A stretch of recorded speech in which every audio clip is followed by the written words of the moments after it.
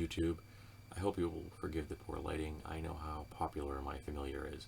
When I read a book not long ago about the Monkey King and the adventures he had, at one point in the book, and I didn't realize it was just an excerpt of translated chapters from a story that had, I think, 100 chapters, so I'm missing a lot of the content. But at one point he boasts about having the ability to take 72 forms. And the way it is spoken in the story, 72 is like a very high number. Like if you can achieve 72 forms, you have mastered the art of changing forms. So if you've got 72 on your resume of that you can acquire, that you can assume, you're it. Okay, you've done it. You're all set. And that got me thinking. From like a D&D Pathfinder point of view, if you could put together a list of 72 forms, which ones would you choose? So I thought, well, let's be more creative. If we look at like the Sword in the Stone from Disneyland, they got to use some of the abilities, or the abilities of the forms they took as well. Like the dragon had fire, had a breath weapon, that kind of thing. So I got thinking, okay, you can assume 72 forms, and you gain all the abilities, none of the gear. You just physically become this thing. Your stats will be either the form stats or your stats, whichever are better. Thus allowing you to use all of the spell-like abilities or spells that the character comes with. And you would come with the standard list of spells that come with the default character, or default monster. You don't get to choose which one you get. You just, boom, this is like their standard kit out of spells, and those are the ones you have available at your disposal. That you can stay in the form as long as you want to stay in the form, and it's a standard action to change forms. So there's a lot of options here. So that we all are looking at the same references, I am using the Pathfinder's resource document and 3.5 systems resource document. So we can all look at the same things as far as reference material. This is also stuff that was all official, which I also want to stick with, just because the homebrewed and third-party material can be even more out of the ordinary and wacky and wild and out of balance than the core stuff can. So I've put together a list. It's not extensive and it's not complete, which is one of the reasons I did this video, because I'm enlisting your help to both critique what I have got here and to kit it out. So this is what I've come up with for my list of 72 forms, which is, again, incomplete, and I will list the sources for each of these as well, so I will read them. So we're going to start out with the standard bestiary for Pathfinder, the first one that came out, and I'm going for forms that have a nice collection of abilities, or appeal to me on some personal level. So we have the Solar Angel, a Gold Dragon, Great Worm, of course. There's 4 elemental type body types, all Elder, Earth, Air, Water, and Fire. So you have all your elemental abilities covered. You can go to your elemental planes and be completely comfortable, and you can use those forms in the material plane.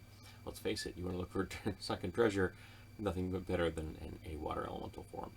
Then we have the Marigini, a ghost, because who doesn't want to be able to go incorporeal at will. An owlbear, because, well, owlbear is one over there on my shelf, and owlbears are just cool. The Tarrasque. Now the Tarrasque is a kaiju level creature, and the argument could be made that it is unique, which you can't, I don't think would be, I don't really want unique creatures on the list. That I don't want to become an individual, I just want to be able to become a type of creature. But I've also seen Tarrasques used when it's like there's one for every material plane. Or, and I know some wacky people, I think I've actually may have even read of adventures out there where there are more than one of them in that world. So that one's, I'm not sure about that one. And lastly, from the bestiary, a treant, because my wife loves treants, and I would really enjoy being able to have a treant, so she could around, so she could ride in its boughs as we lumber across the countryside. From the bestiary 2 from Pathfinder, we have the Ploroma Aeon, and again going for powers. We have an Adamantine Golem, because let's face it, there are times when you just really want to hulk out and break things and be immune to magic. Let's face it, that would be cool. Adamantine Golem, that'd be awesome. The Jabberwock. Now, the way they listed the Jabberwock, it sounded like a class of creature, even though traditionally the Jabberwock was considered a creature. So the Jabberwock is, again, like the Tarrasque, potentially not on the list. I need people to tell me if they think that's good or not, or how it's handled in Bestiary 2. Do you think it's questionable, or is it directly talking about an individual? I put it on the list because my wife could at least one time recite the entire poem, Jabberwock, and it always made me smile. Then we have a Kekatar Protean, again for the list of abilities. We have a Lusian Titan, because sometimes you just need to be a giant humanoid. That would be very impressive, particularly for socially conservative people. Along with the Solar Angel, you can really impress some folks. Then we have the Bestiary 3. We have a Flump, because Flumps are the most awesome creature in all of D&D's history. And then we have a Maharaja Rakshasa for the shape-changing abilities and some of their other kit out, because you can assume that form and then shift into so many other things. It's like the dragons. There's so many things that you can so many things you can change into from there, which is why there aren't a lot of why there are essentially no animal forms on here, because you can form and achieve them in other ways. But again, since I'm looking for versatility, if anyone come up with better ideas and can source it out, I would be interested. And then we have Bestiary 4. We have the Earl King, again, selection of abilities. And then we have a Mogaru Kaiju, because it's Godzilla. And not only is that awesome, but my wife loves Godzilla, and I would love to be able to give her the ability to ride on its shoulder. Then we have from the 3.5 SRD Epic Monsters, because why not go epic? Go big or go home. We have the Behemoth Gorilla, because it's King Kong.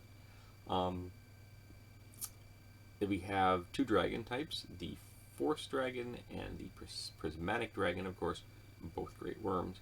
And then lastly on my list, we have the Lachey, which is on the list because, as far as I have been able to discern, it simply is the most powerful humanoid, medium-scale race I have ever encountered. Flat out, official. Now, I'm sure that there are some things out there that make the Lachey look like, a puppy dog, but the Lachey has some incredible powers, and it comes with weapons built into it, essentially. It makes blades out of its very essence of its soul, and it's very good with them.